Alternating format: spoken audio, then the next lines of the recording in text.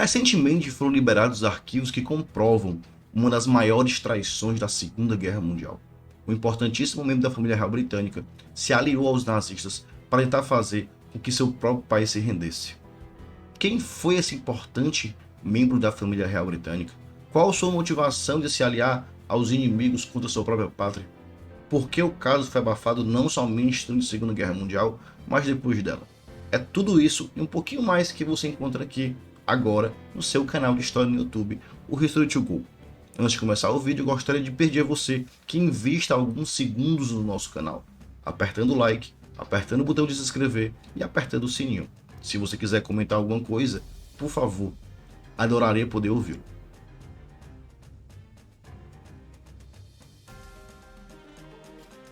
O rei Jorge V, ele morre pouco antes da Segunda Guerra Mundial. O eterno rei Jorge V, que foi o rei do Reino Unido durante a Primeira Guerra Mundial, em 36, 3 anos antes da Segunda Guerra Mundial, ele veio a falecer e o seu filho Eduardo VIII assume o trono.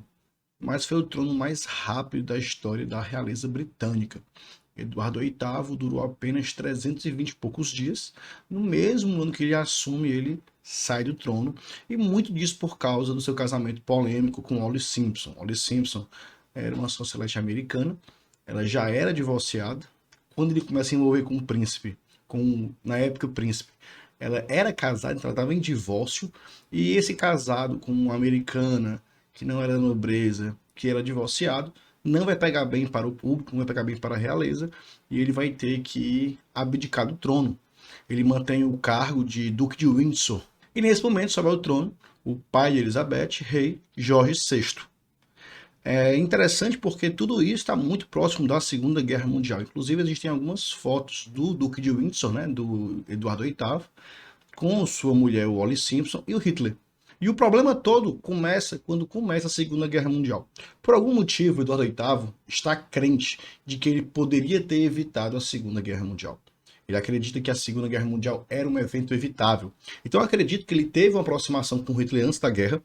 Ele deve ter achado uma figura simpática, uma figura flexível, e ele achou, eu talvez pudesse ter evitado essa guerra.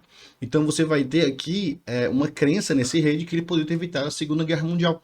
E ele falou isso para quem quisesse ouvir. Quando começa a guerra, ele está na França, ele foge da França, a França é ocupada pelas tropas nazistas, e ele vai para a Espanha, um país que é neutro, mas que tem um governo aqui que é aliado, que é próximo do Hitler. E os alemães compram muito a ideia. Os alemães percebem que existe um membro importante da realeza, que foi rei durante alguns dias, pode estar aberto à possibilidade de uma rendição. Então os alemães começam a articular com o próprio Duque de Windsor, com o próprio Eduardo VIII, a possibilidade dele assumir o trono britânico e fazer com que o país se renda. E existem muitos telegramas nesse sentido, entre embaixadores, entre membros da inteligência alemã nazista e o Duque de Windsor. O Winston Churchill fica sabendo da situação, você tem todo um trabalho aqui de inteligência e contra-inteligência, e o Winston Churchill, obviamente, fica indignado de saber que um membro importantíssimo da realeza britânica, o irmão do rei, do atual rei Jorge VI, que foi rei durante um período curto, mas foi rei, está flertando com os nazistas. Winston Churchill faz com que ele vire governador das Bahamas, ele ganha um título de governador das Bahamas, para que ele se afastasse da Europa, mas ele não se afasta. Inclusive Churchill ameaça ele, né?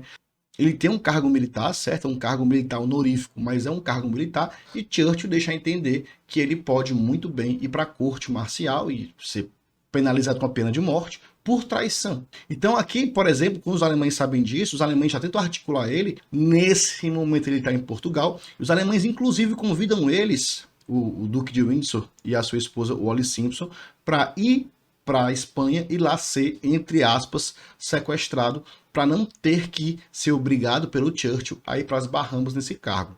Então você vai ter aqui, durante todo esse período, esse flerte entre o Eduardo VIII e a Alemanha nazista com relação a uma possível aliança, ele assumindo o trono e ele fazendo com que o país se renda. Obviamente a coisa não dá certo, nunca mais Eduardo VIII vai se tornar monarca do Reino Unido, ele não consegue cumprir o seu papel em um possível acordo com os nazistas perdem a guerra em 45, mas aqui tem um problema, porque logo quando Hitler é vencido, são descobertos inúmeros telegramas, inúmeros bilhetes, inúmeras formas de comunicação entre o rei Eduardo VIII, o ex-rei Eduardo VIII, e os nazistas. E um problema muito grande porque você está aqui no contexto pós-Segunda Guerra Mundial. Churchill, embora tivesse ficado indignado durante o conflito com o que aconteceu, embora fosse uma pessoa que, obviamente, estivesse muito mal com tudo isso, ele entende que não é o momento de você fazer uma represália a um membro importante da família real. Não é o momento de você desacreditar um membro da família real no pós-Segunda Guerra. E Churchill vai querer abafar esse caso. Churchill não quer que esse caso seja divulgado. Inclusive tem toda uma batalha em torno da divulgação ou não divulgação dos documentos. Porque assim, as coisas vazam. Então, muitas pessoas, historiadores, pessoas, autoridades, sabiam que isso deveria ter acontecido. Então, tinham informações de que isso aconteceu. Mas a grande questão é as provas. São os documentos. Documentos, obviamente, que foram classificados como ultra secretos. Então, você tinha pessoas com essa informação, mas você tinha um debate nos bastidores, né, por baixo dos panos, se esses documentos seriam ou não colocados ao público. E Churchill consegue convencer a todas as pessoas que ele precisa convencer de que aquele não era o momento. Momento pós-Segunda Guerra Mundial, um momento delicado, uma guerra que durou muito tempo, a família real resistiu muito, né? Se você quiser uma dica de filme, tem um filme chamado Discurso do Rei, que mostra a participação do rei Jorge VI, que mostra a participação dele na Segunda Guerra Mundial, e a família real durou muito, assim, eles poderiam ter fugido para o Canadá e não fugiram, ficaram na Inglaterra.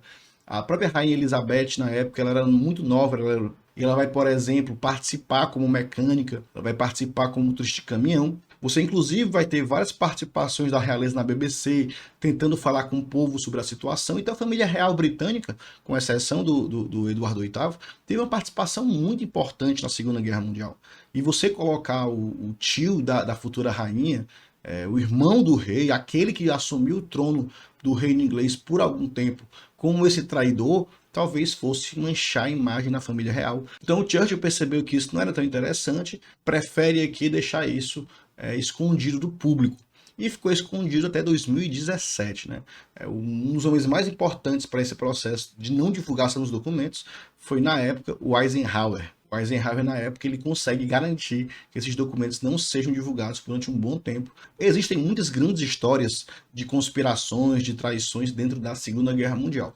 E você, qual é a sua opinião sobre o que aconteceu? Você acredita que o rei Eduardo VIII foi um traidor ou ele só queria o melhor para a sua nação? Você acha que foi certo que o Winston Churchill abafasse durante tanto tempo esses documentos que comprovassem a traição do Eduardo VIII? Qual a sua opinião sobre o assunto? Adoraria poder saber disso. E se você tiver alguma dica de vídeo, eu penso, às vezes eu demoro um pouco mais para lançar vídeo, porque eu estou pensando em algum assunto para lançar para vocês. Então, se você quiser algum assunto, pode ser um tema geral ou um tema mais específico, deixa aqui nos comentários. Deixa que eu seja o seu professor de história particular. Obrigado, pessoal. Até a próxima.